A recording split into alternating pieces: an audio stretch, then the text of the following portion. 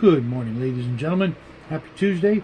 Welcome back to the Shadow and Sun Show, and welcome to my initial thoughts on Mary Shelley's Frankenstein. I've never read this before, and when I was looking for it, I actually found a copy of Bram Stoker's Dracula and Mary Shelley's Frankenstein together, so now I can just tote around one copy of both books between two covers, and I gotta say, not what I was expecting. I'm about 40 pages in, something like that, and Dr.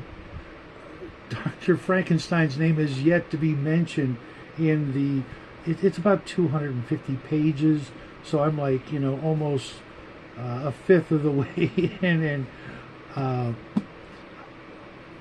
the character Baron von Frankenstein is clearly has clearly been met by the main character. There are very few characters in the story.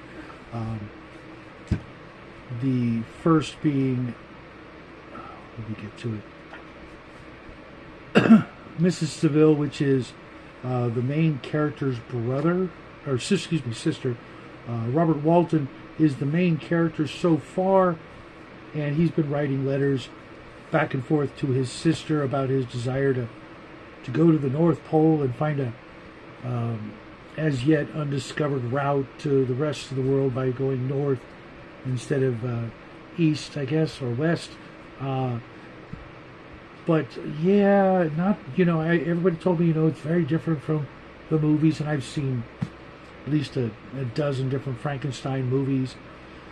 But so far this is, I'm not going to say it's not great. It's definitely easy to tell that it was written by a woman.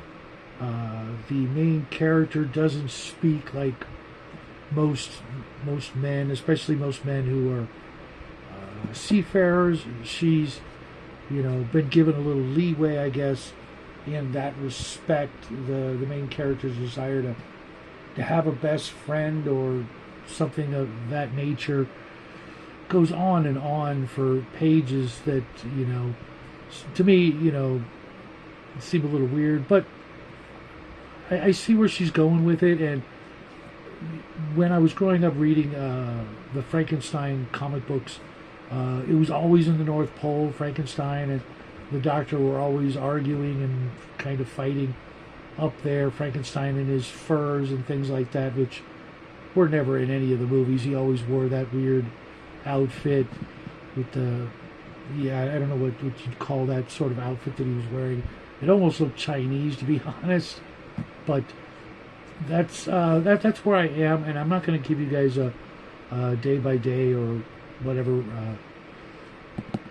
review of this. I'll come back a couple more times before I'm done with it, giving you my final thoughts on it. But since Frankenstein was always one of the great Universal movie monsters, and the movie The Bride with Sting in it was always another one of my favorites, but obviously also was the Marvel Comics of Frankenstein, and we recently discussed Frankenstein Alive by Bernie Wrightson. I thought it only fitting that I finally get around to this. I'm 58 and I'm just getting to it, so it shows you an old dog can learn new tricks, and I'll see what tricks this book has to offer in the way of storytelling. But let me know what you guys thought, because I know many of you out there have already read this. No spoilers. I don't want anything ruined with your comments. Not, that you would do that, but just in case some of you smart Alex out there want to tell me how it ends. I kind of got an idea how it ends, but we'll see. But so far, it's definitely been worth the hour that it took me to get this far, and I'm pretty sure I'll be able to finish this before I actually finish Dracula. But fear not, I have another very interesting video for you guys.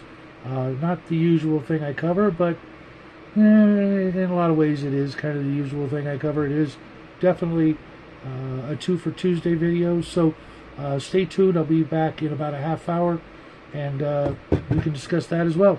Until then, happy trails.